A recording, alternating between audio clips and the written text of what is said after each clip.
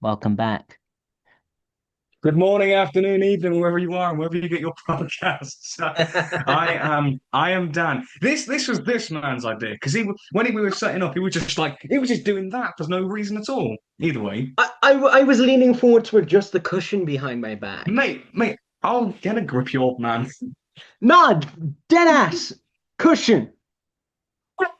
Oh, this is what you come to a podcast for. This is not. It's not Absolutely. reviewing movies, not reviewing films. It's just me calling him an old man. Yeah, I'm old.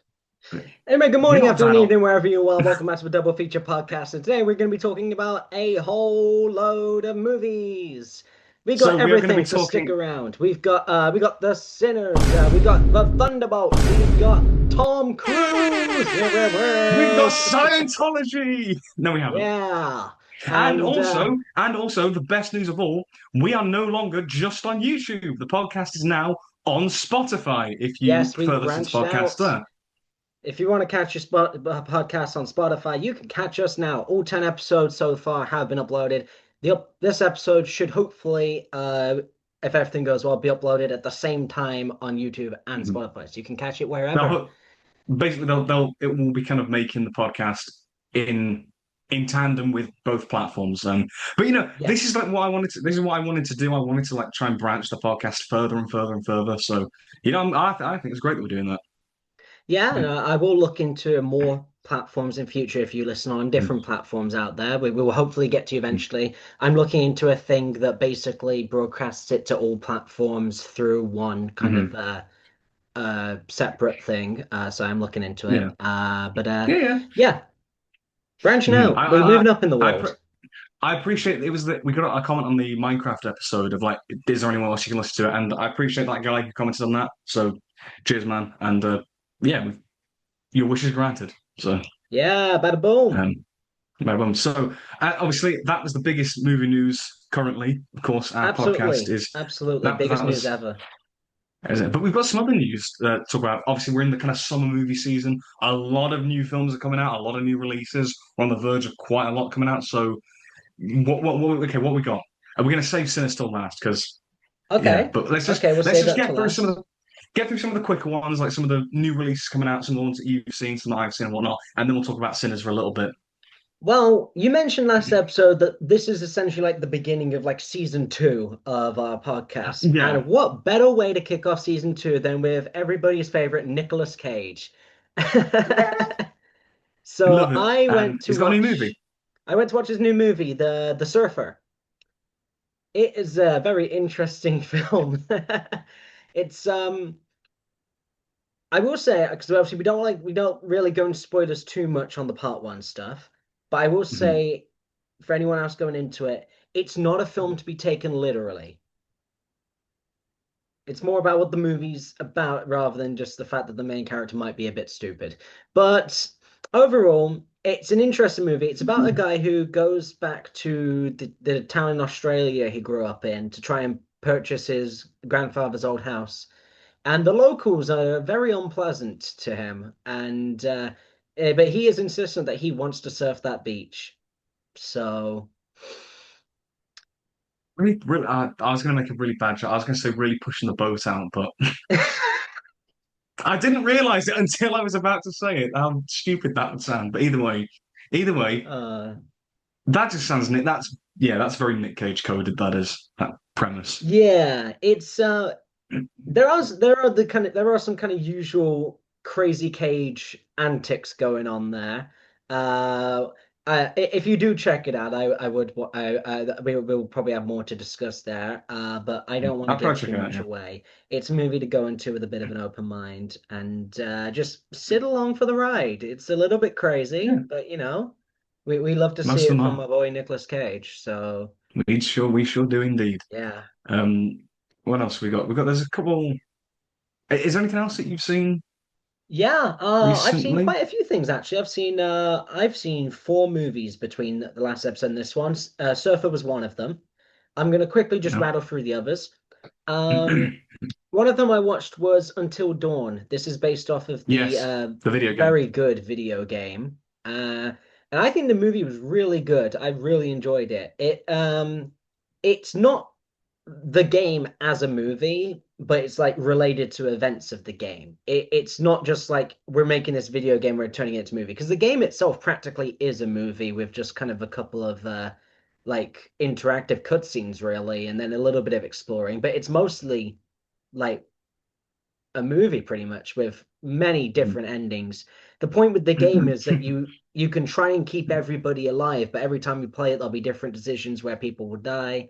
So there's many ways to play it, and there is a mode where you can put it in cinematic mode, I think, and you could just watch it as a movie, and you just pick which route you want. I know a few games that are a bit Yeah, like that as quite a well. few games But by kind of this yeah. company. I don't remember the company, but the company that makes this game, they've made quite a few games, and a lot of them have that kind of cinematic mode. But so it Mhm. was really interesting to see, oh, they're going to make a movie. Well, they've done really well with these games. I expect the movie to be pretty good, and I think it was. It was uh it featured probably one of the hardest jump scares I've taken all year. I jumped very hard at one point. I have a tendency when watching films, I kind of rest my hand here and I punched Yeah. myself up in the nose. It's because I was expecting one jump scare and a completely different one happened, and I just end up You weren't bopping prepared. myself. But I was not prepared at all. But it I was a heard that solid one before. movie. I like what it did. I like how it did tie in the game, and yeah, definitely recommend. Really good kind of horror movie and video game movie. No. Next one on my list is I watched The Accountant 2. The first one kind of Yes, I've flew heard. under the radar, I think. The first one, it's about a an autistic accountant who kind of gets into a whole world of doing dodgy accounting and this second film kind of follows on from it. And him and his brother his brother is the guy who plays Punisher in the Daredevil series. Yes, they kind of end up going on this little it's kind of like a whodunit of they're trying to track down where this missing kid's gone using kind of his analytical skills. I think what's quite interesting about it is that obviously the main character played by Ben Affleck is obviously autistic, it's kind of higher functioning autism.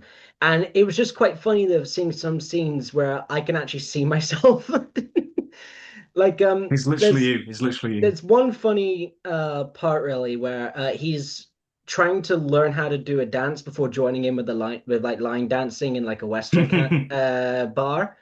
And Oh, no okay, kidding, yeah. this is what I used to do when I was a kid and they had kid clubs. I would dance. I would stand there and watch until I knew it, and then I would do it. And I just thought it was really funny that I could just kind of see myself in that. But Mate, I mean, us paired with learning how to dance. Yeah, it's really oh, throwback it's to when we had to something. learn the routines for Greece. No, I've got a corker from when I did bowling club. Maybe for another time, but it was quite embarrassing looking back. It We'll was have to do learning me another. learning how to. It was me learning how to slow dance basically for one bit Oh, in, okay. and it was like more freestyle kind of. It wasn't like a choreographed thing. You just had to kind of do it yourself essentially. And me trying to do that was we got there in the end. It actually turned out pretty well, but after like 2 good months of rehearsing it over and over again. So yeah. So this was the teaser trailer for the next like behind the screen episode. Whenever we Yeah, basically. whenever we do that, we'll Yeah, talk we can. about all this We kind will of do. stuff. Oh yeah. Oh God. Yeah. Yeah. No, we will absolutely. Yeah. And Yeah. the other The thing I have final one. The left final one. to discuss about, I did make is Sinners, which we will get to. But the other thing I needed to Mhm. talk about was there is a movie that's out now that I'm watching on Monday. Is the new Final Destination Final movie. Destination. Bloodlines. And Bloodlines. it's been getting really good reviews, which for these I've kind of heard. like gimmicky horror movies, any Mhm. franchise horror really doesn't get very good like critic Mhm. reviews, but this one's doing pretty Oh well. no. Audience is liking it, so I'm going in with pretty good expectations. I might check it because I don't know. Obviously, if because I've only seen the first one, and I don't know if you need to see all the others to get this new I'm one. I not don't know. sure I either, but I will let you know. probably. I mean, the thing is, because a lot of them are like 90 minutes, so they're not too long films. So I could probably bash through them quite quickly. Yeah. But I am interested maybe because it would be quite cool. And like obviously Tony Todd, who plays the death character, he passed away last year, and this is like his final role. Yeah, And I don't know if you've heard like what his final lines in the film are meant to be, but um, yeah, I it's quite have sweet not. actually.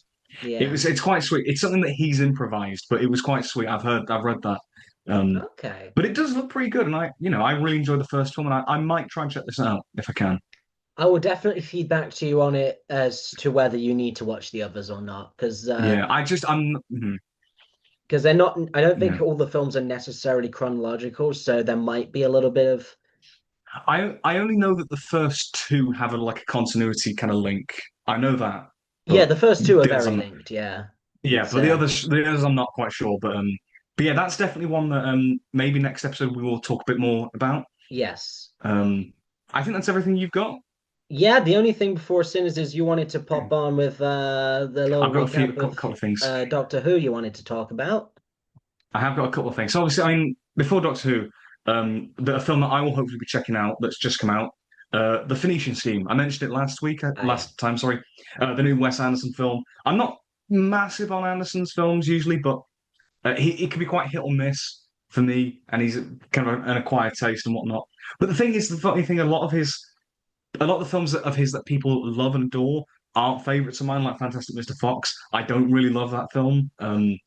But something like Asteroid City, which was his last film that he did back in 2023, was a bit divisive, but I really loved it. So I want to kind of go with an open mind and whatnot. So it could be good. Benicio del Toro's in it, Michael Cera's in it, which is quite funny. Bryan Cranston, Riz Ahmed, Tom Hanks, obviously some usual. Bill Murray's in it as God, apparently. I'm just looking on Letterboxd, apparently. Okay, fine. But yeah, I will hopefully try and check that out and I'll feed back next time. Yeah, let But me yes, know because I might check that one out. I saw a trailer for it and it looked right. But one thing I did yeah, want to point out about the trailer now that you've mentioned it, very colorful. Lot of yeah. color in the That trailer, very that vivid. that that is Wes Anderson's style. It's so vibrant and colorful. Like I sent you the other week, it was like a mood board, and I picked Yeah. pictures from Grand Budapest Hotel, which is another one of his Yeah. films. It's probably one of his best films, that is. But it's so vibrant, with like the pinks and reds and purples. That's his thing. Very colorful and vibrant films, and I do like that. But for me, a lot of them feel quite style over substance. So hopefully, this one will be, have a bit Yeah. more to it than just nice visuals and symmetrical shots, because that's kind of what rubs me the wrong way sometimes with them, with his films anyway. Yeah. Yeah.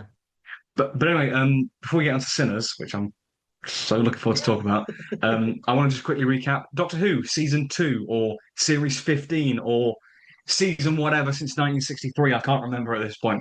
But yeah, the recent season with Ncuti Gatwa and Varda Sethu, who she was in Andor as well, I think. Um, but she's been the new companion, Belinda. And I mentioned the first episode. Did I? You definitely When we mentioned on the some of Minecraft? it. It I might have think been I'd seen episode 9. It was either 9 or 10 you mentioned. I don't remember which one, but you mentioned I some of think it. I think when we recorded Minecraft, I think I had watched the first episode. I didn't really like that opening episode, but some of the other ones have genuinely been really strong. The second episode was absolute cinema because it was set in a cinema, and the villain was like a sort of cartoon come to life, like, and it was like Oh a yeah, I've god. heard It about was that one. Yeah. Ring a ding, yeah, Mr. Ring a ding. Don't make me laugh. That was my favorite so far because I bloody love that one. Even my parents, who have kind of fallen out of Doctor Who a bit recently, we watched that one together, and they were like, you know what, I really enjoyed that one, and it was really good. Episode 3, I will do a full video on my channel eventually, but episode 3 was also very good horror-based one with a returning old monster, which was really cool. Episode 4, that was a sort of one of the Doctor Light ones. That was decent, actually pretty good. Some good emotional stuff, some good character stuff in that one, but some of it was a bit didn't quite get what it was trying to go for. Episode 5, uh, that's one I need to give a rewatch because I don't think I fully got everything in it, but it was a very out there, quite creative one, and I really admired it. It was quite different and unique, but I really appreciated it. And then episode 6, which has been really divisive, I'm just not going there. I'm just not going there. I enjoyed it to a point, but the discourse is just like, I'm just not touching this episode, not until I do my review. So, I know better yeah. than to ask. Yes, you do. Yes. I'm not going there. I'm not going there. But overall, I think it's definitely better than last season. And to be fair, it's also got me rewatching a lot of the older episodes. I've been watching quite a bit of Yeah. Doctor Who, just like rewatching some of the older episodes, which I haven't done for a while now, but it's been fun getting back into it a little bit, and just revisiting the older stuff that I like and whatnot. But anyway, the main event for part one, Chicken Sinners. jockey. Piss off. You can get lost. Get lost, man. I literally did a whole video because I knew that we weren't going to be able to spotlight Sinners just because of timings and whatnot. I knew we couldn't spotlight it, and I was gutted. I really was. Because this best film of 2025 so far, and I don't know if that's going to be beaten, if I'm being honest. For me, anyway. I struggle to see anything beating it at the minute because this is incredible. Absolutely incredible film. Yeah, I watched your video on it about a Yeah. day or two after you sent it to me. I got some time, I Hmm. watched it because I did want to know what you had to say about it because I wasn't sure Hmm. how much we'd actually get to discuss in this because it's a part one Yeah. thing. Because we discussed that Yeah. like by the time we record this, it's been out for what, a month and a half now, maybe a Yeah, it month. came out. It came out mid-April. Came out mid-April. Yeah, so it's been out almost a month and a half, and it's a little late for staying up with the up-to-date Spotlight. stuff. But Yeah, but we absolutely had to talk about it because this is, I keep banging on about original cinema. My mate, Andrew Rich, he put it perfectly. You will pay to see much worse than this, so go and watch it. And I'm glad so many people have. To be fair, yeah, I mean, yeah, I really I enjoyed it. I Mhm. think for me, very slow kind of start. Yeah. Second half was pretty good. I've heard that's like the main critique a lot of people have had is like the first half is quite slow. And I'm not saying that you're wrong because it is a slow burn. But for me, as I said in my video about it, I love that aesthetic of like 1930s, American South, the kind of just post Wild West, but kind of Great Depression kind of era. So I love like the world, like the costumes, the sets, the production. I loved all of that because it's just a great vibe. The blues music, it's so good. It's so good. I love Yes. it. I love the Smokestack Twins. Michael B. Jordan playing both characters is brilliant. I think it's so seamless, like the way it's made. You don't really tell, but also just the performances. He differentiates it so well, and I Yeah. love so many of the other characters. There's so many great characters, so many great actors in it. What did you think? I want to know what you thought of. I don't want to spoil it, but that scene across time and music. What did you Mm. think of that scene? What did you I think of thought it? that was very interesting. I I didn't know where they were gonna go with what this kind of was, but kind of Hmm. as it unfolded and it kind of built up, You like kind of it clicked what it was was going to go just for.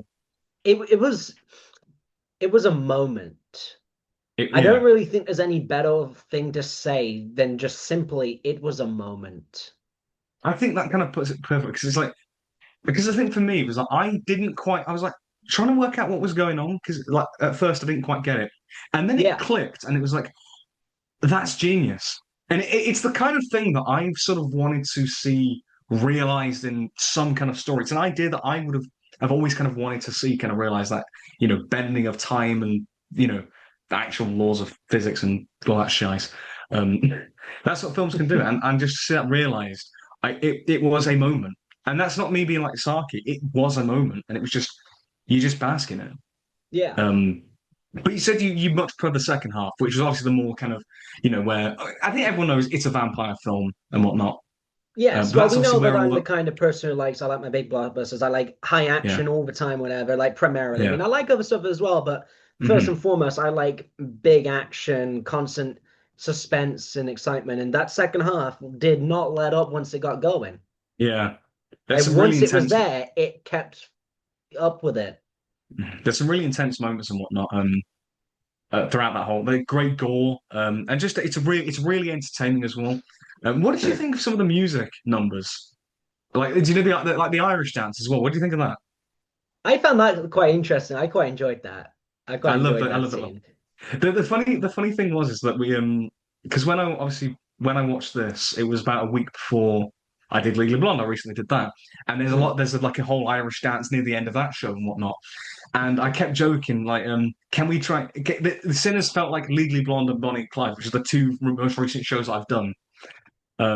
It was, and that moment was just like it's brilliant. But Yeah. yeah, I ended up speaking to loads of people at show week about Sinners, but that's the thing. It's my absolute favorite of 2025 so far. I love the fact that it obviously an original film, a horror movie as well. Some great horror films recently. This, Nosferatu, The Substance, some brilliant Heretic. You really like that?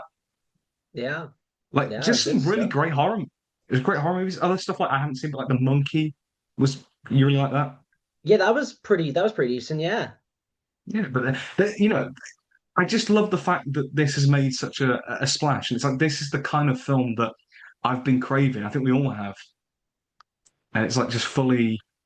It's fully kind of uncompromised of like what it's trying to do, and it's just amazing. I love it to bits. Yeah.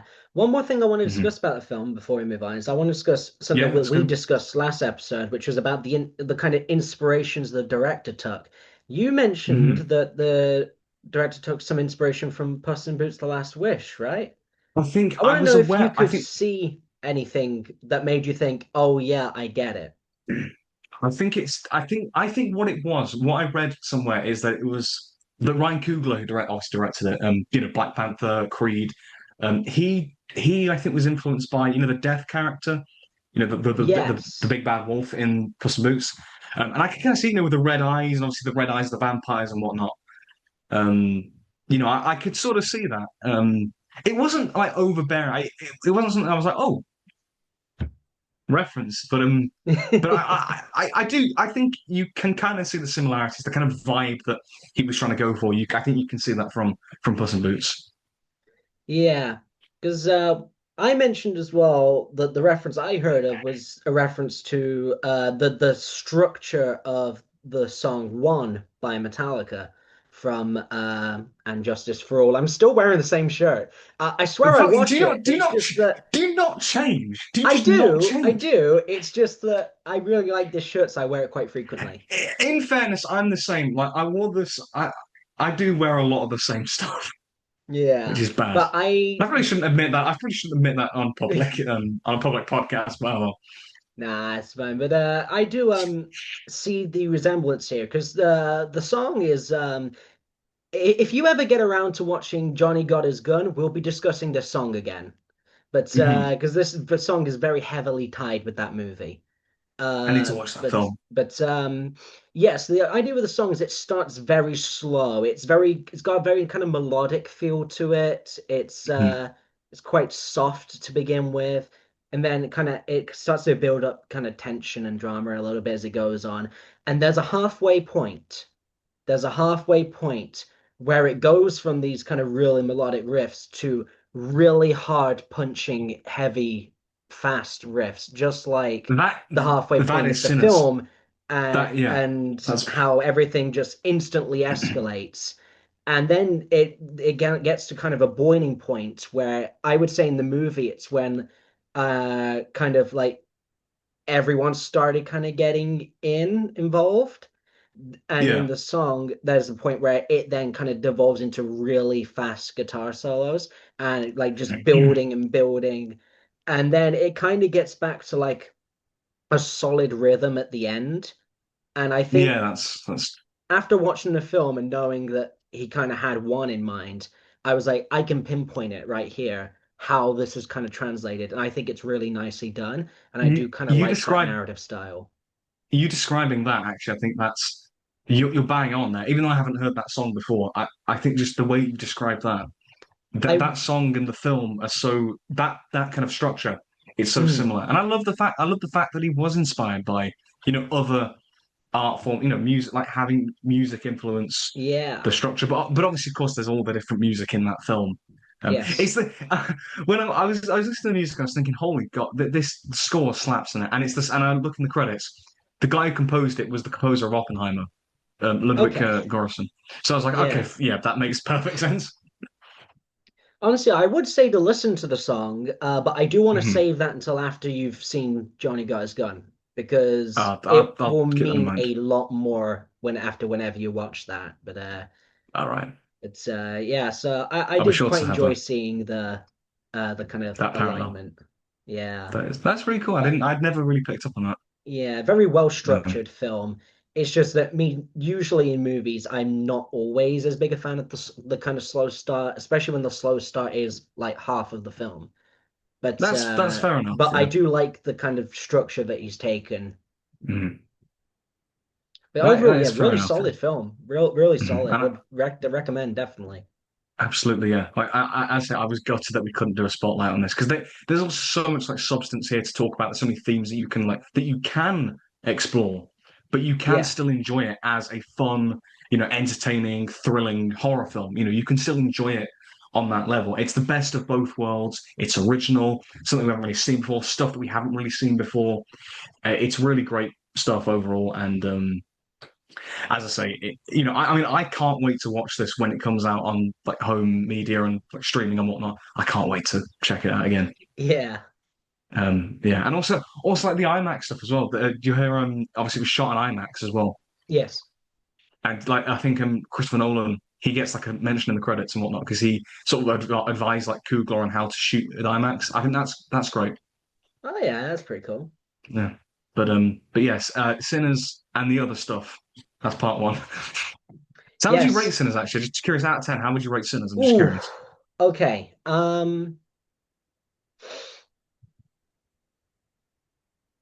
I'm gonna give it a solid 7.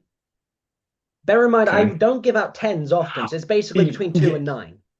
you are a bit harsher to be fair. I You're not I am you're not as generous usually as I can be harsher. sometimes. Well, no, I 'cause can be quite sometimes I'm generous really with like, generous because I gave Willy's Wonderland a 6. But but I'm very tough on giving the super high and the super low. Like I mhm, think I've only ever given like two movies a 1 in my life, and like I think yeah. 6 of them I've given a 10 for, and that was about it. Mhm. Bearing in mind I've watched like hundreds and hundreds of films, but but yes, I I think a could go on solid Letterboxd and seven, check. 7.5 ish for this one. Yeah, that sounds about right. For me, I've rated it a 9, and it's Yeah. quite a high 9 because on my letterbox list, I put like lists of like I rank every film that I've seen in this year. Currently, I'm on 77 as I'm recording this. Sinners is I'm at on 30. 14th. Sinners is at 14th for me. 14th is a good rank. Yeah, out of 77. Like it's above Kung Fu Panda. I'm not complaining. Kung Fu Panda is an amazing film. Just I the don't know why we're contrast, laughing. though. The contrast between the two of them next to each other No, of Kung what Fu they Panda. are. They're not next to each other. No, Sinners is between Nosferatu and Snatch on my list at the minute, Okay. which is quite funny. But yeah, So, but yeah, I think it's pretty good movie overall. Definitely I enjoyed love it. I loved it. I'm really glad that you enjoyed it as well. Obviously, I know you're a bit harsher. You don't like give like 10 out of 10s every week and whatnot. But Yeah. I'm still glad that you really enjoyed it, which is great. Yes. Yeah, it gets the old Mr. L thumbs up. A double thumbs up, you know. I can't do a triple thumbs up, but it gets a very good thumbs up for me. Yeah. What is this? What the hell? What is this? Sinners is great. Go and watch it when you can. If you want to watch other stuff, you can, but watch Sinners. And now on to part two. And welcome to part two of the podcast. Oh, welcome. Yeah, we're talking about Thunderbolts now, or the New Avengers, is it called? Which one is it? I think technically it's a new Avengers, but it's Thunderbolts Asterix. And the first thing I want to bring up is I thought you were over Marvel movies. Don't don't you I even thought don't you? you were above this kind of thing. And I thought, oh, okay, he's going to go see Thunderbolts. I wonder what made him do that. The better question would be who made me do it. You want to share something with the chat? Not really, no. Because I get jealous. My fan base ain't that bad. Go on. I went to see it with a friend. End of story. Let's go on with the film now. And the th and the Uh, thing is, and the thing uh, is as well. Will you shut up, man? And the thing is as well, right? I was planning on going to try and check it out anyway because I'd heard like genuine good word of mouth for this film, like first time in a long time. yeah. Piss off, man! Can you stop teasing me? Can you stop? I can't get, mate. Can you not do it? Can you just like shut up, man? No, this is life now. Yes, there's. Um, So what did you have to say? Why did you watch it? Hmm? Oh, I watched it because I still watch all the Marvel movies. I don't act like I'm above such things. I still watch them, even the bad ones. I will say though, no, regrettably, I did miss out on Craven the Hunter. I don't think anything of value was lost. But but no, I watched it because I thought it was going to be good, and it was good. And It you'll be surprised. I genuinely really liked it. that is good. That is And good, and if I, purely let me be, because of and the movie itself, yeah, no, not no, the honestly, circumstances for which you will visited you, the will cinema. you knock it off? Will you knock it off, man? Will you knock it off? I'm clipping this. For God's sake. Either way, right, let me say something as well. Right. Aside from Mickey 17, this is the best of the Spotlight films that we have covered, in my very humble opinion, that you're allowed to disagree with. Okay, interesting. But Mickey 17 is still above this? Mickey 17 is still the clear winner for me anyway. Okay, But Thunderbolts is a second. I a comfortable second. that's very solid. Hey, why don't you kick off then and tell us what you think about the movie? I And can't take this. I can't take this at all seriously after that intro. Right. No, but the thing is, right, because I think I'd mentioned that I think we talked about Brave New World and whatnot. yes. That obviously I'd fallen out of love with Marvel and whatnot, and with the lineup this year, Fantastic Four was the one that I was interested most in. I think because it was Yes. the obviously it was like a reboot of that series and whatnot, and it was a bit more of like a clean slate. This obviously carries over quite a few elements from some previous films and whatnot. And I just thought I don't really care. I didn't enjoy Falcon and Winter Soldier with John Walker here. I didn't really care for the Black Widow movie with Yelena and whatnot. So I was like, is this going to be any good? But genuinely really surprised me with how I really enjoyed it. And I think it was a solid film and whatnot. It had some interesting ideas and explored the characters quite interesting, like some interesting themes like depression and kind of grief and their kind of guilt over, particularly Yelena, I think it covers that.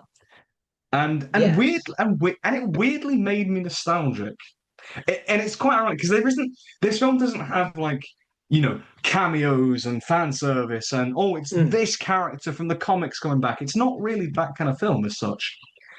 But it just made me nostalgic in the kind of it captured the vibe from a lot of the other films like the old Avengers movies and the Guardians of the Galaxy. These band of misfits coming together.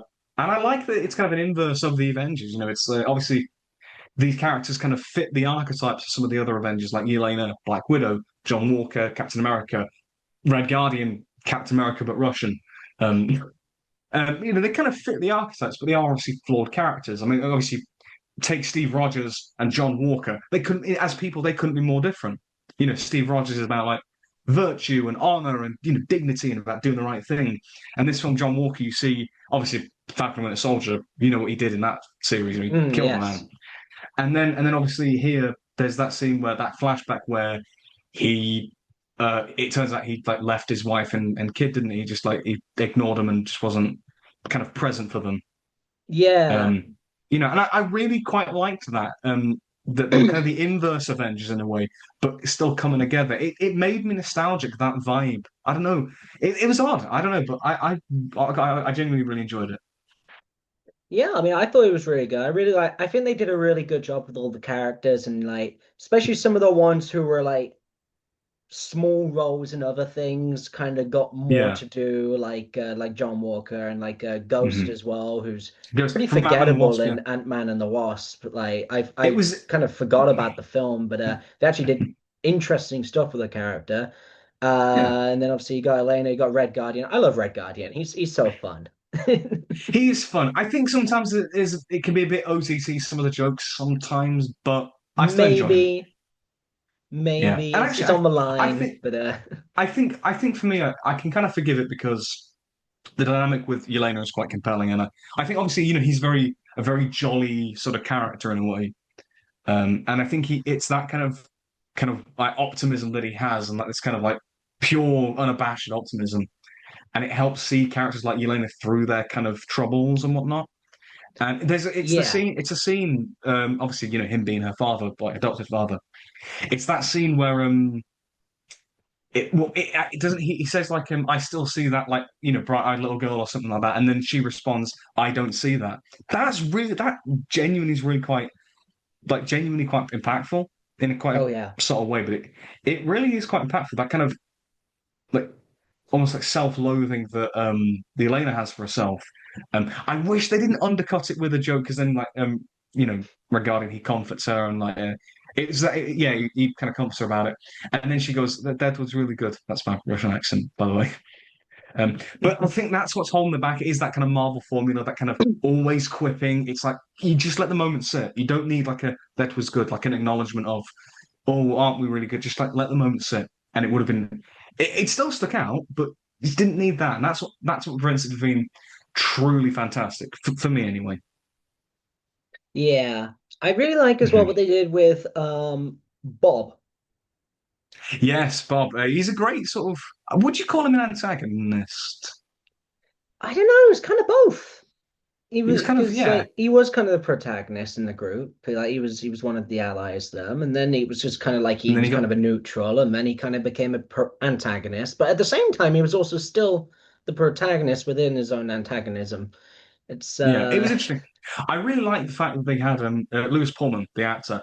He got the chance to show like a lot of range from when he's Bob, very meek and very kind of shy, and always been belittled by every other character.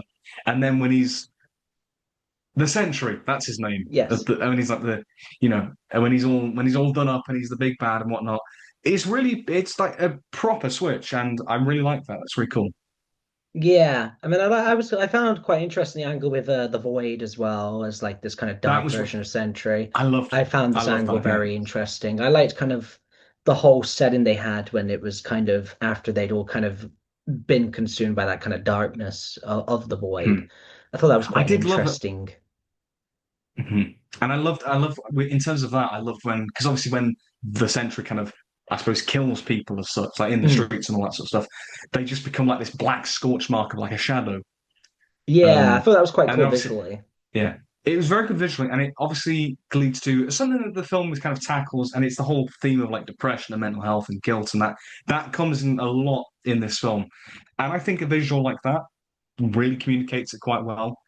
And Yeah. some of the kind of the more surreal kind of like sort of visions and dream sequences and flashbacks I think are really great. Like the one with Yelena in that sort of forest, the snowy forest where Yeah. she sees her younger self tricking is it Anne? Uh, but she tricks the other girl into basically getting killed, Yeah. right? And it's that, and I think the way it's done, obviously it's not graphic. They're not going to actually show a kid's brains getting blown out, but Yeah. it's dark. But it is, I think it pushes the limit to, it is quite dark and impactful, but never like gratuitous and not too much Mm. for an MCU film. I think it's kind of almost like Guardians 3, how that kind of had some dark stuff, but Yes. still, it wasn't too much, I think. It earned like a 12 rating or PG-13 in America. Yeah. Yeah, no, definitely. Yeah, I really appreciate that about it.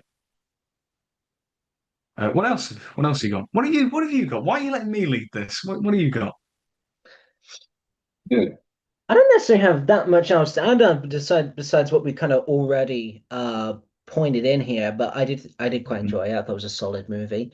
One of the better movies on this half of Endgame. Definitely. This I on the kind think of the back nine here. That's just one of the better ones. I'm I would trying to think other than say sorry.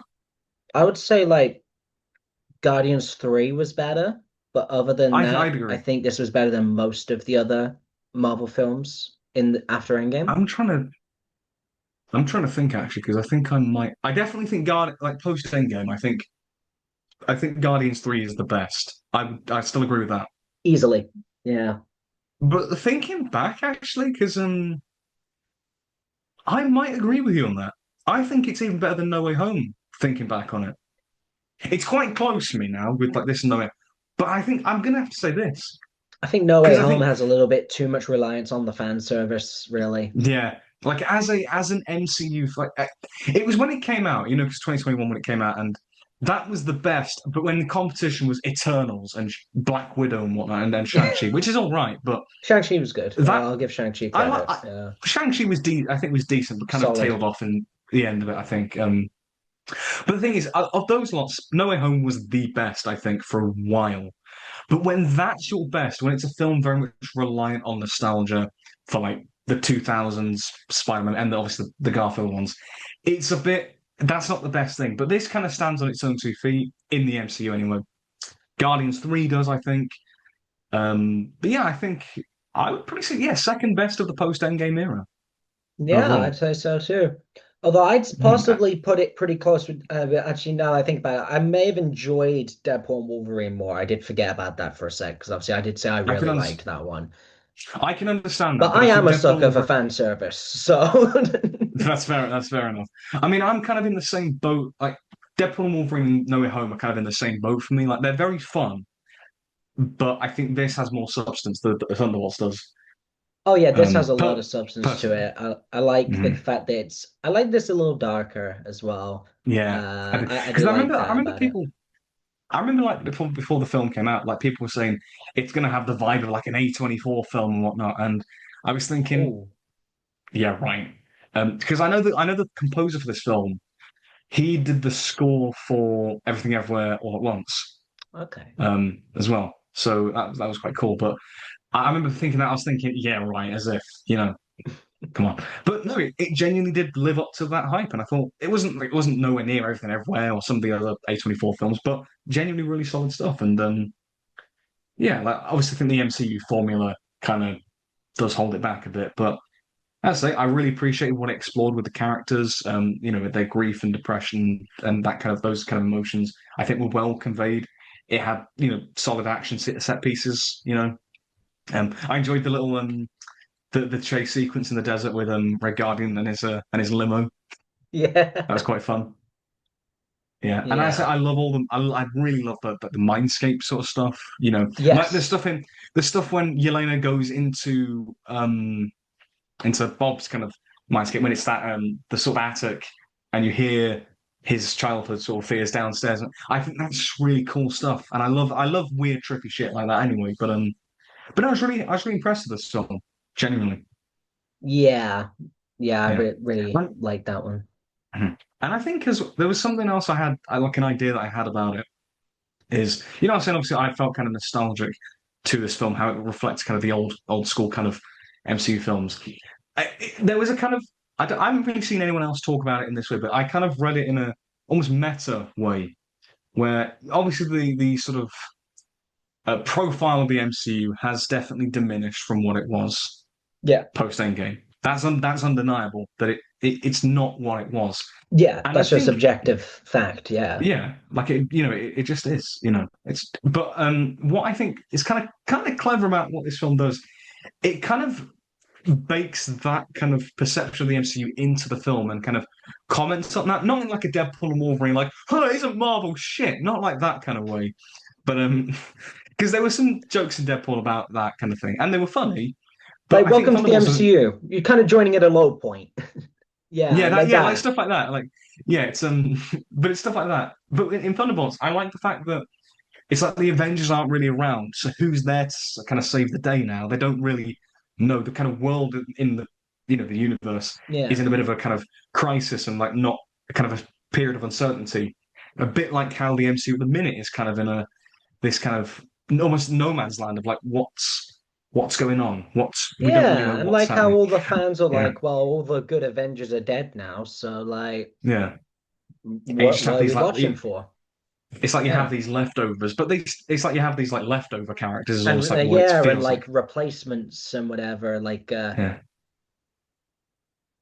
But I think this it's film really, I think this film really highlighted a lot of them, particularly Elena for me. She's my favorite in this batch, and kind of put them on the pedestal as their own characters. And I really like that. So I'm giving this an 8 overall out of 10. would probably agree. Holy shit, we agree. I'm really glad you enjoyed this movie, even if it took Mhm. exterior motives to get you to watch it. Shut up with why you've had this smirk on your face all throughout this whole thing. You've been trying to get back at me at that, you know. Yeah. This is what you signed up for, buddy.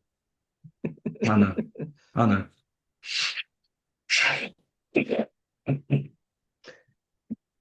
I'm just gonna get killed after this podcast, but I will. I don't know. But actually, how would it? Before we move on, how would it rank for you with the other Spotlight films? Just out of curiosity, because I've said obviously second behind Mickey 17 at the minute. Oh, How would it rank for you? that's a difficult one because for you it was a case of like you haven't actually enjoyed most of the Spotlight films that much. I mean, considering what we've covered. But Yeah, we've covered some shit, really. but for me, I enjoyed quite a lot of them, like because obviously, and I've also got Yeah, quite different perspectives. Like most that's jarringly of all true. will be Sonic 3. We've Yeah, got very different kind of viewer mindsets on that one. Additionally, with Deadpool and Wolverine, as we've discussed, very yeah. different kind of viewer mindsets on that one. For me, I'm going to say this is possibly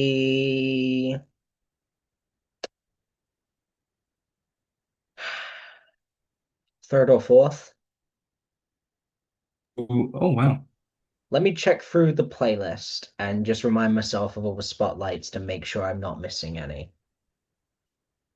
videos. So let's see. So we spotlighted Minecraft. That's definitely not it. Wolfman, Mickey 17. no. Mickey 17. I think I enjoyed this a little bit more than Mickey 17. Fair enough. Uh, Fair I enough. enjoyed it more than Wolfman. I enjoyed it more than Hmm. Gladiator 2. I enjoyed it Yeah. more than Joker Folie à Deux, and I enjoyed it more than Romulus. Yep, so I think it's third place behind Deadpool and Wolverine and Sonic 3 at the top for Sonic. me because as a Fair Sonic enough. fan, you That is know. fair enough. I find it really funny when when we did Sonic, obviously, and for both of us, that was our new favorite when we did that. Yeah. I find it really funny because like when I uploaded that clip as a short on my channel, and I remember someone commented, "Yeah, that's because all the other films you've talked about are shit so far. So this is Yeah. it's like the best of a bad bunch." It's like, I mean, you're not entirely wrong, but they're not that bad, Yeah. you know. I'm not prone to fun. I promise. I promise. I say, like I hand on heart, like even though I did kind of dismiss Thunderbolts out the gate, I was like, no, I don't give a shit about Marvel. Hand on heart, I'll put my hand up and be like, no, I genuinely will take it back. I liked it. Yeah. Well, that's Wipe that damn that's smirk off your face as well.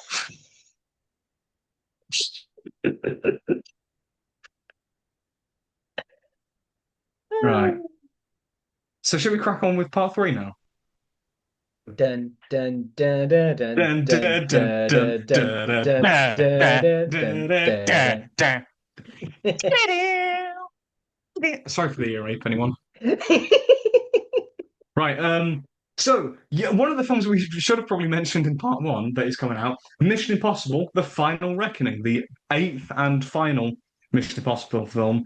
Well, until the next one, probably, because they'll probably, Yeah. they'll probably. I mean, the Friday the 13th was like the final chapter, and it was the fourth one. So yeah, right. But obviously, Mission Impossible films, they've been a big franchise. Like, obviously, they initially started as a TV show back in like the 60s, like a spy series in the 60s. And then the first one in the 90s, in 1996, obviously a big budget remake, film remake with Tom Cruise producing. And they've now, the film series is kind of very independent of that old show and it's become a life of its own, going from like a spy thriller to these big spectacle blockbusters with Tom Cruise running, breaking his ankles, breaking his shin, breaking his bank to make them, and all stunts and everything and whatnot. I've only seen a couple of them. And we were gonna sort of like do Final Reckoning as the spotlight, but we didn't have time to watch the other Mission Impossible. Yeah, because So I haven't seen any of them, so I would have had to watch all of them mhm. and then go and watch this film, and I just Yeah, did not it have the was. time. But I I didn't didn't know it either. was linked to a TV show. I didn't ever knew that. I thought it was just its Yeah, own and thing. there were quite a few in like the in sort of the 90s when that first 96 film came out. there were quite a lot of like adaptations, like film remakes of a lot of like 60s spy stuff. So, you know, the 60s had a lot of like a bit of a spy craze and whatnot. Yeah. But you had obviously Mission Impossible, you had stuff like The Saints with Roger Moore in. You had The Avengers, with not the Marvel one, but there was like Yeah. a an old but it's an old like British Yes. have you heard of Yeah, I've heard of the TV show, yeah. I put it yeah, on yeah. once thinking it was going to be the Avengers, Oh, did and you? that's how I found Yeah. out. But Yeah, with Patrick M'Neil and Diana Rigg and whatnot. But there was like a in the '90s with Ray Fiennes and Uma Thurman, like a sort of shitty remake, like film remake of it. But the Mission Impossibles have kind of stayed, like, kind of been quite independent of that, and it's all really thanks to Tom Cruise, who has arguably been one of it's probably the last movie star we have. And so we thought, in honor of the new film, and kind of celebrating Cruise's filmography, we would talk about three Tom Cruise films. I do find it quite funny that we went from almost spotlighting this to completely forgetting to mention it in part one. Yeah, that's quite bad. That is quite bad. I think I knew that it was going to come up in part three, so I just like whatever, you know. So oh, who should kick off today? Who should start? I think you should kick off because we've spoken a little bit about some of the things we're going to talk about, and there's one Tom Cruise film that you really love that you've brought up a few times to me before, and I've actually watched it for this. It's not I'm not spotlighting it, but you are because I knew you want to talk about it, and We'll it's Edge of start Tomorrow. with we'll start with Edge of Tomorrow. Let's Yeah, start with Edge of that. So this is Tomorrow this is this is your is spotlight film. it's probably my favorite Tom Cruise film. I think it's really good. I do enjoy it. But I do realize I haven't Right? actually seen that many of his films. I've seen Hmm. probably a little under 10 of them, We've but seen just we've still seen a at good least amount. three of them. You've No, seen at least three of them. no, I've definitely seen at least four because I have also seen his regrettable remake of The Mummy, which I refuse to acknowledge as one of my choices. So I had to find Fair three enough. others, and you stole one of mine. So we know that I know at least five. Yes, Actually, that's, and that's then true. another one you've picked, I've seen. So I know at least six. So we're getting there. I know a good amount. Yay! And Edge of Tomorrow is up there. I really enjoy it. So the plot of the film is that Tom Cruise is kind of a soldier in this war against an alien Aliens. assault, but he dies and then he wakes up at the start of the day again. It's basically Groundhog Day with alien invasion. It's like a sci-fi take on Mhm. it. Now, a lot of different movies and TV shows have taken the Groundhog Day thing and tried to do their own thing with A it. time loop. And a lot of A time them, you loop. just go, it's Groundhog Day, but this. But I think this Mhm. movie really has a life of its own. Uh, Yeah, I didn't really make the Groundhog Day comparison that much with this when Yeah, I which watched is it. obviously a good thing. It's a good thing here Mhm. that we're not thinking, oh, it's Groundhog Day with this. It's really got It's its like own life with it being this it's whole like this sci-fi action and everything, and it's because got a if lot you of remember good. when remember when we did the Joker episode and you Yeah, talked about Happy Death Day, and obviously that often gets compared. It's like it's Groundhog Day but a slasher. This I don't yeah. think has that Edge of Tomorrow. No, Um, yeah, it definitely feels like its own thing. It's got its own kind of life. It's got it's got some pretty good acting from the cast. It's got obviously this kind of cool like a kind of alien invasion thing, bit of like a war movie feel as well with it. with the beach, It's with the got like it bit on the beach as well. yeah, The the bit on sequence the on the beach and beach. I everything. love It that. really That's feels really like kind good. of a Yeah. blend of like the war genre, but with like a sci-fi setting of its aliens Yeah. instead. I like what they kind of do with the time loop that Cruz is stuck in. I kind of like I the do like ways how that they they play with that. explain why it's happening and everything. Because with a movie Hmm. like Groundhog Day, that's better because they don't explain why. You just accept it. I like with Yeah. this that they've explained it and it feels valid, it feels justified. It doesn't feel like it takes away or overcomplicates things. But it also felt necessary, and I'm glad that they did explain it. I think it's just a really solid action movie that I don't know, I feel like a lot of people may have just kind of slept on it, Yeah, I I think think it was it's and I feel like you don't hear it talked about as much as I feel like it should be talked about.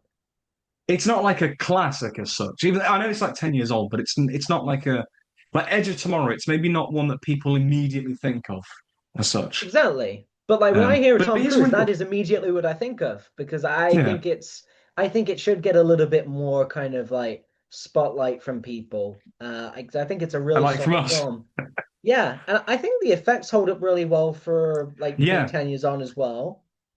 yeah, it really holds up. It looks fantastic. I think I love all the I said the action sequences on that beach. I think are fantastically done. I love obviously how you obviously that is the kind of main focal point with that obviously being kind of looped over and over again. I love how Cruise's character, he's has to relive that, and he kind of figures out new ways to kind of go about the situation. I really enjoy it. I think he's great. I think Emily Blunt's great as an what is it, Full Metal Bitch as a nickname, which is Yeah. quite funny. I like the build-ups of her character because you see her on like the billboards with the kind of the mech suit advertised, and she's the kind of poster Mm. girl in a way for it. And I love the kind of build-up to that, and she's very good. I do love the aesthetic, the kind of post-apocalyptic vibe of it and whatnot. I think it's really cool. Like when they were to like a caravan site, I think it was really cool. And Yeah. overall, like it is like I love obviously the time loop thing. That's perfect for a sci-fi action film, but it is Mm. really entertaining, and I really enjoyed it. And I'd say it's quite an underrated film in a way. I think more people are talking about it as time's gone on, but I think it is a pretty good one. And I'm really Yeah. glad to finally watched it as well because I know you really like it. Yeah, I'm glad to find talked about it as well because I've been kind of thinking for a while of how I could kind of eventually bring this up. Like if we did Yeah, one where we just say like we did like a three sci-fi. underrated action films or something or a sci-fi or Mhm. whatever, I would have brought it up. But Tom Cruise ended up being the perfect time for me to mention Edge of Tomorrow. Exactly. Yeah, Which for a long time I thought should have probably been called Live Die Repeat because I think that was a really good name, but they decided not to that's a use great it. tagline. It's That's a a great great tagline for the tagline, film. but I feel like that very Yeah, much describes the movie. That really yeah. is just this is what the movie is. You want to tell someone what this movie is? Live, die, repeat. That Yeah, tells you all you need to. it's really, really snappy and whatnot. Really good. But yeah, Um, overall, just really good movie. Really glad I could finally talk about that mhm. one because I have like a list of like quite a few movies in my head of like I want to talk about these eventually when the time comes up, and that was one of Yeah, them. So that's I'm great. quite happy That's to great. have gone with that. Anyway, so I'm gonna throw it And back as to you now. To see yeah. which movie you want to talk about now. You know what, I'm going to go. It's a similar sort of vein. It's another underrated sci-fi film with Tom Cruise in it. This is the one I haven't mentioned to you already, but it's directed by Steven Spielberg from 2002. It is Minority Report. God damn. What? Don't tell me you've picked it. That was my other pick. Oh, for fuck's sake! You've got to. Okay, let's just talk about it together. Let's talk Let's about just it talk together. about it, man. Fucking Minority fuck's Report. sake! Good I knew movie. this was going to happen. I knew this was going to happen. I adore it. This is what happens when we try and keep secrets. I knew this would happen Jesus Christ. eventually. Ah well. So ah right. So for those who don't know, who haven't watched it, which apparently is nobody now, Minority Report. It's set in the future, and it is the kind of main conceit of the film is it's about this kind of organization called pre-crime who basically predict crimes before they happen and then prevent them and whatnot. And you've got Cruise's character, John Anderson, who works for this pre-crime company. He, the sort of the three mutants who sort of foresee the crime and whatnot, they foresee him killing somebody, and so he's kind of on the run after that. It's actually based on a short story by Philip K. Dick, which I actually have. Oh, you have Yeah, the book. yeah, it's a short story, but this is like a collection of Philip K. Dick's writing. But he's one. I'm not a big reader, but he's one of my favorite authors. He does a lot. He did a lot of great sci-fi stuff. He's the guy who wrote Blade Runner, the original book. Oh, yes, that's where I Divine, recognize the name from. I yeah, know I recognize Divine his Druid's name, Dream but of yeah. Divine Druid's Dream of Electric Sheep. It's one of my favorite. I love the film Blade Runner, but the book, if I'm being honest, I actually prefer slightly because I think Okay. his stories are so thought provoking, but the way he writes it, because I haven't read it fully, the Minority Report short story, but I've read a bit of it, and the way he writes stuff, it's really thought provoking, but it's not overly complicated. It's not like flowery language where you're trying to have to like decipher what it is with like a code or whatever. It's pretty straightforward how he writes it, but it's the ideas that he comes up with that are just genius. And this one is great. Predicting crimes and preventing them in the far future. I think it's a great sci-fi concept. I love, I love obviously the action set pieces that you get out of it. Obviously, Spielberg is a great pick for that because you have this kind of um, the kind of the humor that he puts in the sequences. It's exciting. You got humor like when when they got the jetpack folks and they're going through like the apartment and whatnot. Or Yeah. like in the motorway when the car locks in, so he has to get out. And there's some great set pieces here and there, but I also think that that concept as well, it's very much it is thought provoking and whatnot because there's that the sort of first set piece where you have that guy who was going to kill the couple in bed. He's the guy that they foresee the crime and whatnot. But then it turns out that the woman was cheating on him. So even though obviously murder is worse, I'm not defending that. Obviously, it does kind of pose the question of okay, yeah, he's committing the legal crime here, but what they're doing is also morally not right, like infidelity. So it's quite a thought provoking idea of like what is just because something's written into law doesn't necessarily make other things good. It's just I find that really interesting, and that's why I love Philip K. Dick's work. And Spielberg was the perfect guy to bring this to life on the big screen. Yeah. Yeah. Mhm. I honestly can't add much more than that. But Yeah, because that was gonna be my for, I knew in the back of my mind I was thinking if he ends up picking Minority Report, we're screwed. I was like, okay, hopefully this is underrated enough that he's not going to pick this. Anyway, so I'll give you Yeah, a we different really one then. My second pick is Jerry Maguire. that wasn't. Because I was gonna pick between either doing Minority Report or Jerry Maguire as my extra pick, Oh, and Paul! you took one of them, and I said, "Fine, I know which one I'm going for." So yeah, okay, I'm owning Jerry Maguire. Fine, you can take Jerry Maguire. I've got a backup one. That's good because I don't have any more backups. My other backup I've is got the a. Mummy. Don't make me pull the Mummy. So I won't. Excuse me. uh, Anyway, yeah, oh okay. I'll wow. okay. I'll let. I was going to spotlight Jerry Maguire, but you can have Jerry Maguire. Just go for it. No, we'll talk about it together because I probably won't be able to do it Okay. justice because it's been a while. Because if you remember when we Okay. talked about romance movies, I Yeah. mentioned briefly Jerry Maguire You did, yeah. and said I hadn't seen it in a while. I wouldn't be able to justify talking about it well enough.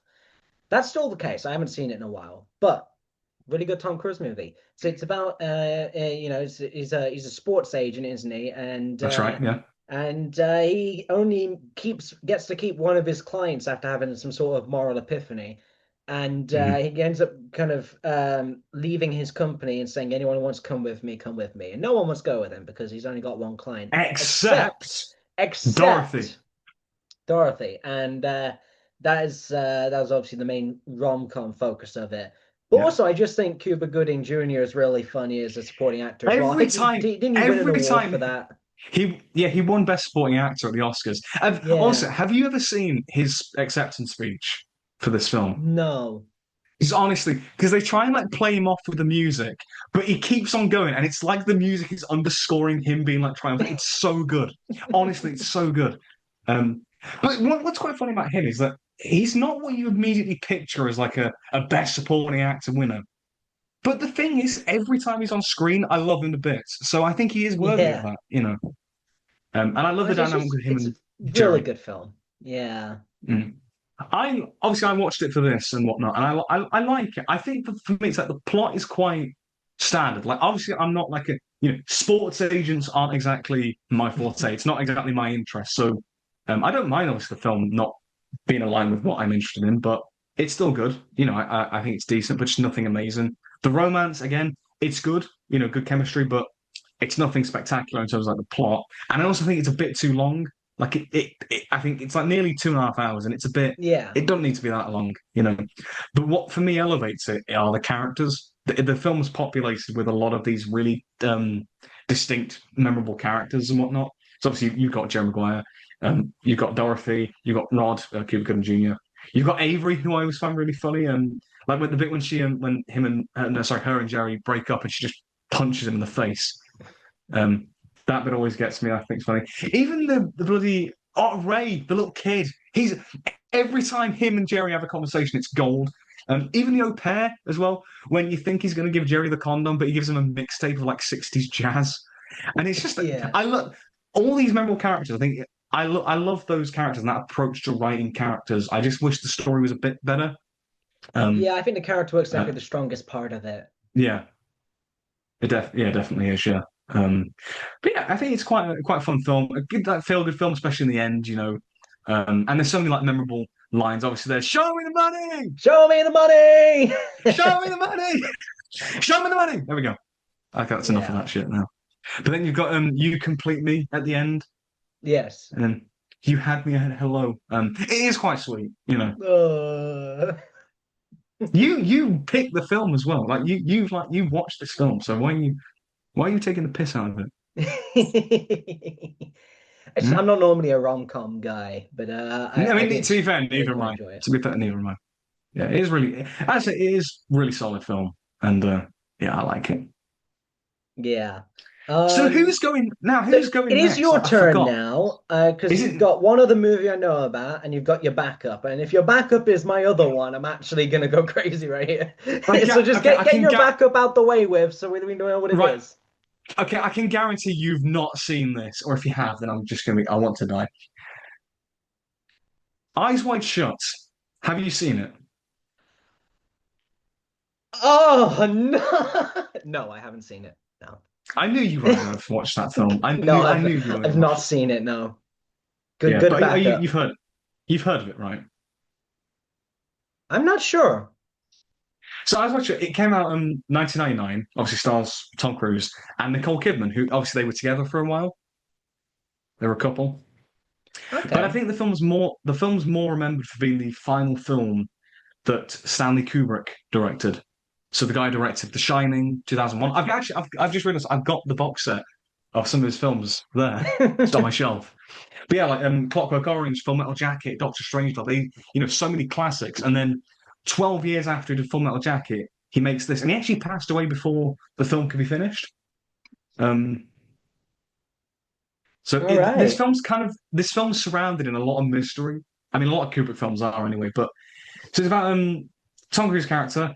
Um, he's a doctor, Bill, and then he's obviously married with his wife, and it's very odd. It's about a lot of like sex stuff and like there's cults and shit, and it kind of delves into a lot of like dark, seedy fantasies with the characters, and it's this kind of idea of the obviously there's like the kind of facade you put up in everyday life with the happy couple and whatnot, the good profession, and, like the home life and whatnot, and then there's all like the kind of dark, seedy underbelly of like sex cults and shit. Um, yeah, really selling it. Look, listen, I'm not prepared for Eyes Wide Shut because I didn't know you were gonna do. The stuff you bring up. This is the only one I have actually stuff to talk about though, because it's like, what other ones can I talk about? I don't know. We could talk about the critically beloved The Mummy. No, I haven't seen that. I don't want to. Don't. But yeah, Eyes Wide Shut though, it's quite a divisive film. It's one that's a bit Marmite, and I didn't know what I was going to think of it going in, but I actually really appreciate what the film is. It looks gorgeous. Obviously, a lot of Kubrick films do, but the shots are great. The colors are great. There's like kind of a lot of like the deep blues and whatnot, and like sort of Christmas lights because it's set around Christmas time and whatnot. So that kind of Okay. creates a very distinct vibe. The whole like section that is where Tom Cruise kind of infiltrates the cult, it's really really effective stuff. Like very classic Kubrick, with the imagery of them all gathered around the circle with like the masks on, and the kind of the score. It's basically like almost one just key of a piano constantly played, and it's quite distinct and very memorable. And I think yeah, that theme of what lies underneath the kind of perfect world, I think is kind of interesting. Um, Yeah. but it is a very odd film and whatnot. And if I'd have known that I was covering this film, I would have been more prepared. Um, but uh, but no, it wasn't meant to be. All right, what do you got for your last one? My last pick. Now, Tom Cruise is by no means the main star of this film. You will remember Okay, that let's. when we were discussing the topic first, I said to you, are we doing films led by Tom Cruise or just Yeah, starring Tom Cruise? I said just any film that he is in. Yeah, because this Yeah, was the defining I'm. factor as to whether I put this pick in, because Tom Cruise is very much a lower down the list supporting character, but I very recently watched it and I thought it'd be fun to talk about. I'm interested in what this will be. Can I have a guess of what it could be? Yeah, go ahead. Is it The Outsiders? No. Because it's just that I'm aware that he's like it was one of his early films that was, but I'm just aware that he's a supporting role in that. No, this is a film starring Ben Stiller and Robert Downey Jr. Oh, is it Tropic Thunder? Tropic Thunder. I Yeah. had a feeling you were gonna. I had a hunch that that might be one. I finally got around to watching Tropic Thunder. I'm surprised it didn't get cancelled. It somehow survived, Yeah, this but would not get made today. it would not get made today at all. Uh, it was funny though that back when it came out, the bigger issue at the time was about Ben Stiller's portrayal of a character that his character played called Simple Jack. Whereas now the problem is about Robert Downey Jr.'s character. Hmm. But I thought it was a really good movie. I thought it was really fun. I liked the whole premise of it. I liked kind of the almost satirical nature of it. I thought it was really fun. And Tom Cruise plays like this really exaggerated, like movie executive, corporate kind of guy who does some really kind of funny dances for some reason during the film. But so he's in it. But Yeah. and to be fair, I didn't recognize him at first. Like he's doing a good job of making himself not necessarily look like him. But I am Well, that's easily good. thrown Like, off when yeah. people don't have hair, because he's got a bowl cap on this one. I'm easily thrown off when people's hair is different. I'm like, do I know this person? I'm just not. Never mind movie stars. I'm like that in real life when I look at old photos of my friends, and it's like you're meant to have a fringe. You're meant to have red hair. You're not meant to. No, it is off-putting because it does just change the way you look. I think Yeah, and so him being like bald, it was just like it is. Yeah,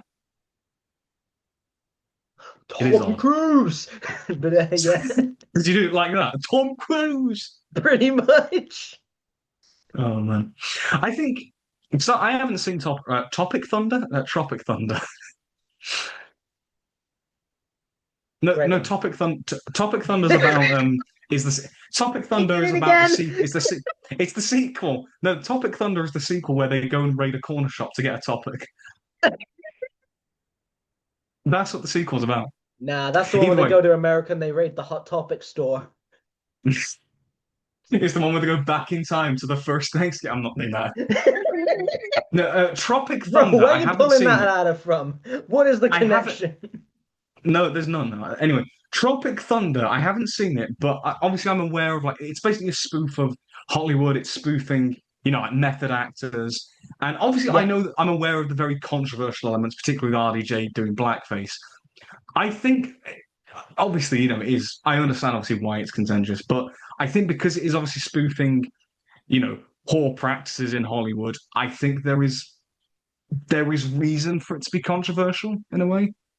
yeah, So I yeah. think It's it gets supposed to away. be kind of like shocking, really, in that kind of Mhm. sense. It's not endorsing it. It's not endorsing it as a practice, which is, I think, No, I absolutely believe not. it is No. anyway. Yeah. Yeah. But doesn't it like spoof a lot of like Vietnam War movies as well? Like, The idea is that they're shooting a Vietnam movie, and then they think they're shooting a scene, but it turns out it's actual Vietnamese. And then they have to deal with the fact that they are now actually kind of in a Vietnamese war situation. that is quite funny. That's the thing though. It is like spoofing that. It's a really funny movie. It is really enjoyable, and but honestly though, like RDJ's acting is really good in this. To be fair, it is actually really good. I'm pretty sure he did get nominated for quite a few good I awards think for he. that role. I think it. I mean, to be fair, it was the same year that The Dark Knight came out, so Heath Ledger was gonna sweep that season. Oh yeah, no, Heath Ledger was going to win that Yeah. one, but No yeah, way. RDJ did get nominated for that, and to be fair, he does put up a good acting in it. I mean, it's quite easy to dismiss it because of the fact that A, it's a comedy, and B, Hmm. the blackface thing. But if Yeah. you actually watch it, he genuinely acts really well in it and plays this kind of role that he's going for really well. I can And when understand when you've why. I watched obviously it, you understand can what. Sorry. kind of I don't want to say justify it because we're not justifying blackface, but Yeah. you can justify when you've watched the movie, you can justify why they've taken this direction and what his character's about. And it's Mm. not It's what the film's satire, really. Yeah. because the thing is, it's not Robert Downey Jr. playing a black character. It's Robert Downey Yeah, Jr.'s character is playing another character who's black, and the idea is because it's not yeah, really spoilers, it's very early in the movie, is that he's kind of undergone a pigmentation change as a part of very extreme method acting. Because the whole point is that's it's the just pointing out about method acting being taken to like ridiculous lengths and whatever. yeah, And obviously the point of them being plopped into Vietnam to film this Vietnamese war film is method acting of saying put them in an actual war zone or simulate an actual war zone so that they think it's real because that'll make them do better acting. Like it is the whole point of the movie is to point out method acting, and while it takes its extremes doing that, but I think it's justified in the way it's done yeah. that. It's just a lot No, of I think people yeah, don't it's fair. have That the is fair. context to watching it, but they just think, oh, yeah, no, this is not appropriate. But I think when you watch Mhm. it, it's appropriate in itself with the way it's being conveyed. Yeah. No, I do. I enjoy comedies like that. Like, I'm a big fan of like Faulty Towers and whatnot. And then obviously Yeah. the infamous Germans episode and whatnot. It's like, yeah, that's the thing. They're not endorsing that behavior. They're very much making fun of it. But to make fun of it, you kind of have to, I guess, say the quiet part out loud in a sense. Yeah. But Yeah, you have to. yeah, but I think, but I'm interested in watching Tropic Thunder. I've always obviously been aware of it and whatnot, but I am interested to check it out at some point. It's a very easy film to dismiss, I think, especially with all the controversy around it. But I think once you Mhm. watch it, like, it's like you realize there was a lot more there than you thought there was going to be going into it. Yeah, I'll definitely give it a shot at some point. Um, Not overly and much about Tom Cruise, but hey, it was a good excuse to talk about a movie I yeah, recently watched. So, it's funny that he's in it as well. And then my final pick. God, you're going to say you got a fourth one, and it's this one. No, no. My final film, I've rewatched it, and I know you have seen it. It's Top Gun Maverick. yes. Not the original, because for me, the original one, I know it's a classic. It's kind of naff, to be honest. It's not that good. It's a bit meh. It's a bit cheesy. I do find Maverick in that first one a bit of a prick, and I don't really like him that much. I don't really gel with the first film. Second film, it's brilliant. It's amazing. Like, it just works on so many levels and whatnot. And it is the perfect legacy sequel. It is, in the spirit of the original, giving the fans what they want. You've still got Tom Cruise as Maverick, being cool, being charming, being, he flies in the planes and whatnot. You get all the great action set pieces and whatnot. You get the feel good ending and whatnot. You get all the callbacks, with the music and the Mm. moments, motifs and whatnot. You get all those fun callbacks that fans will appreciate. But the story has so much more weight and depth because obviously, this is when the first film was out, obviously Tom Cruise in his early 20s, right? He was a very young guy then. He was very young. And obviously, there's the whole debate that's been had recently of Tom Cruise is the last movie star. And I think that's kind of most potent with Maverick, with Top Gun Maverick, that kind of question. Because yeah, he's an older guy, but he's still kicking him out. He's still doing this stuff in a believable way, but he is almost like the last of his kind in a way. And I think the film really reflects that well. Obviously, you have so many of those actors from that first film are not active and not really prevalent anymore. Of course, recently we had Val Kilmer who actually passed away, and I think that Mm. scene actually hits a lot harder now. And Yeah, the kind of I have theme not of rewatched it Tom. since that happened, but I imagine it would. Mhm. It takes on a different meaning now that he's passed. I think it strengthens that idea that Tom Cruise really is the last of his kind. Very much the old guard are now, you know, unfortunately passing away. And I think with his passing in real life, I think it was that kind of idea was much more potent and whatnot. Which obviously, looking back in hindsight, rewatching it recently, I think you really felt. But what I also felt with this rewatch as well, and obviously, this film was 3 years ago it came out, which is mad to think. It's been 3 years since this film came out, which I can't believe.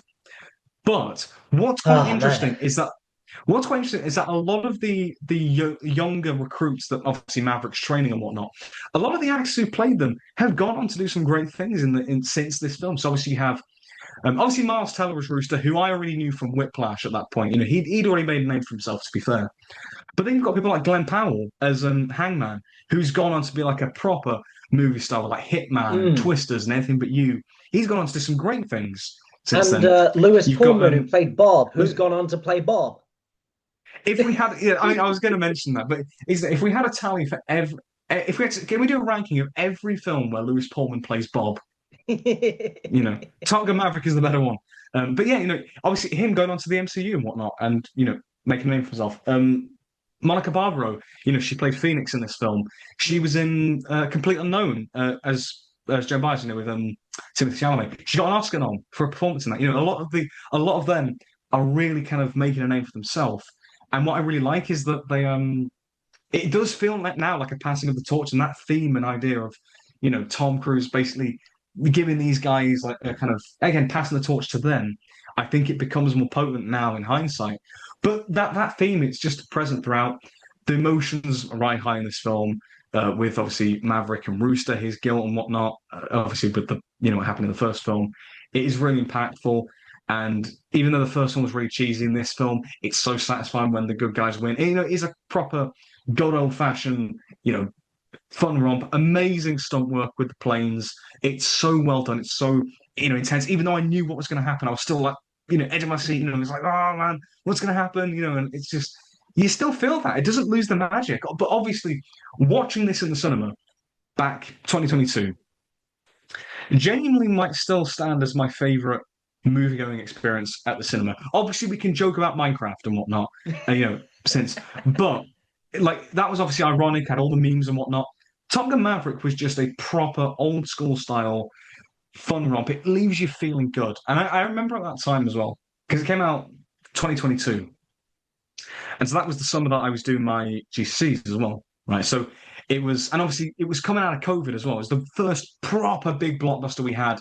Oh, No Way Home. Yeah, but no, this is a blockbuster with a capital B. This is, it felt like it was the film of that summer. Everyone was seeing it. Everyone was talking about it.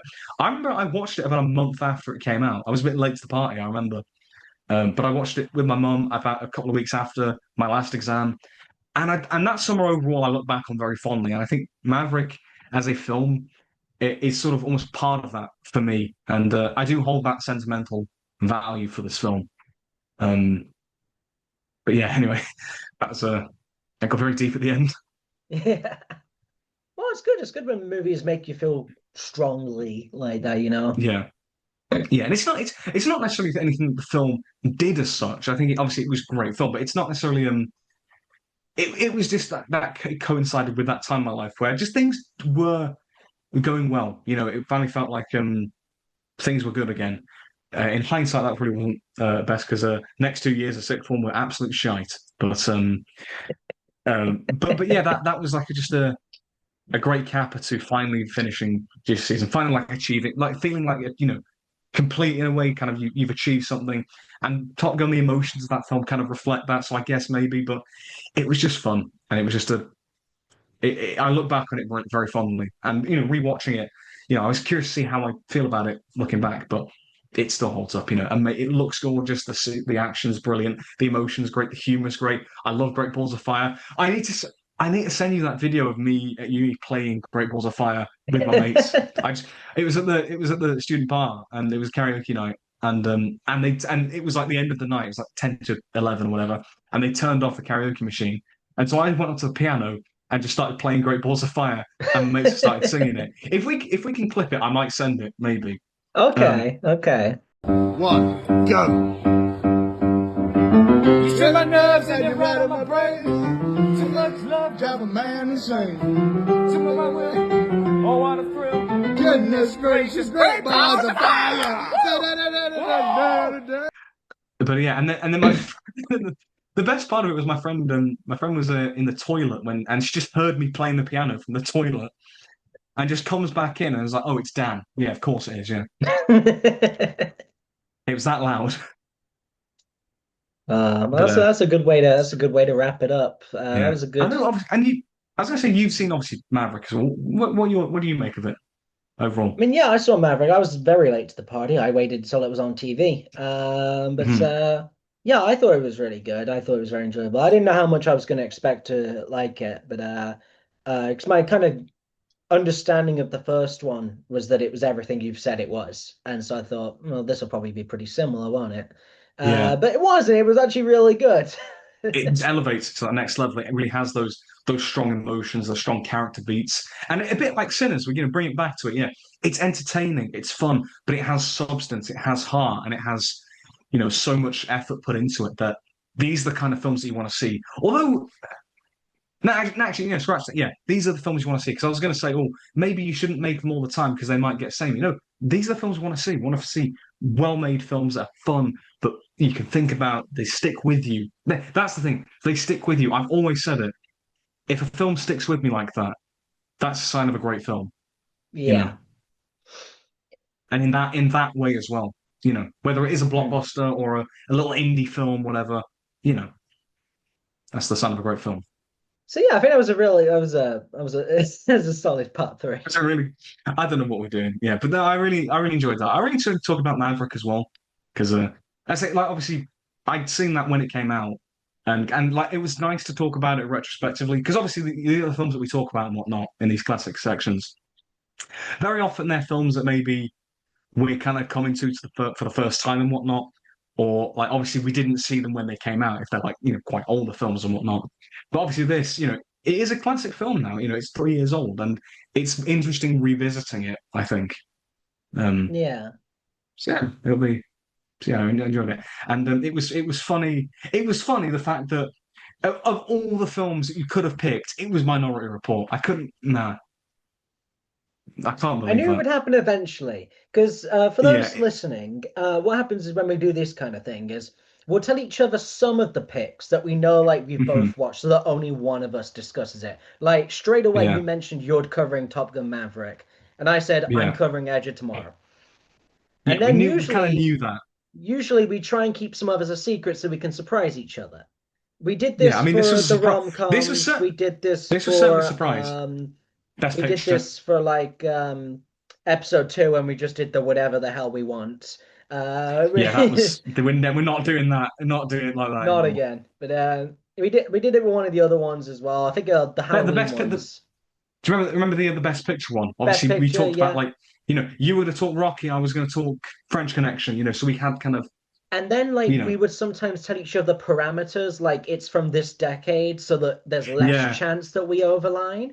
And if it was a case Mhm. of if we both said, "Oh, we're picking this movie from the 2000s," we'll say, "Okay, let's narrow it down a little bit, see if we've definitely got Mhm. different things or not." But I knew Yeah. eventually there would be a moment where we keep our cards concealed and we've both got the same thing. And today was the day. Honestly, honestly though, it's kind of funny that that's happened, and I'm not complaining, I but found it yeah, I mean, funnier as and well also that that what means you what picked I like is both things that you picked were things that I was going to pick, and it was like, which one do I go for? You told me one of them, and I was like, I'll go for the other one, and then you ended up it's picking that just as well. yeah, and I just quickly be like, shit, Eyes Wide Shut, Kubrick. It's like I'm gonna shit myself. I don't, yeah, You looked at the it was. Kubrick box set right in front of you and was like, Yeah, it's not ah, even. It's not yes. even on. It's not even on this box set. Because I watched it. I watched it was on Netflix recently. I watched it back Okay. in April. No, but this box set's got 2001, Space Odyssey, Clockwork Orange, The Shining, and Full Metal Jacket. And I've only seen two of them. I haven't seen 2001. Haven't seen Clockwork Orange yet. Wait, I'm wasn't kind of Tom dreading. Cruise in like the third Austin Powers movie briefly or something? Yeah, You yeah, could have he was put in that up. Goldmember. Yeah, in Goldmember. Yes. Yeah, and then Danny DeVito with Mini Me. And Steven Spielberg was the director of that, if you remember. Yeah. Remember? Yeah. Actually, I'm thinking Minority Report, like Spielberg films, it's quite underrated for his career because it's not like an iconic one, is it? Like Jaws or the Indiana Jones films or Jurassic Park. It's not in that Yeah. same tier. I think it's on the same tier as those, like definitely like the indie films. Maybe not Jurassic Park, but it's not far off. Yeah, I could see Minority Report really growing on me as being like my favorite Spielberg film. Interesting side tangent for a second, but Yes. um uh so Steven Spielberg, he has a quite a solid tie with Universal Studios.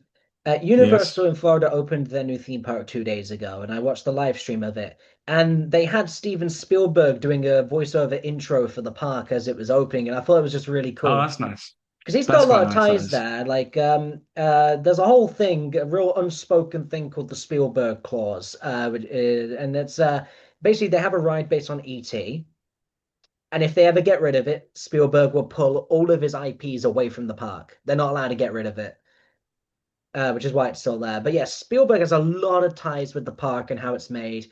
And I Mhm. just thought it was really cool hearing him like introduce this new theme park. It was a very cool moment. But That is pretty obviously cool. That's pretty Universal's cool. very tied in with the films as well as the park and everything. A So lot of it's the films that he's done as well. A lot of the films he's done with Universal. yeah. Um, But I thought that was just yeah, kind of a cool little side note. really Anyway, pretty cool. so I guess at I this do love point, Spielberg. I do love Spielberg. I do love yeah, Spielberg.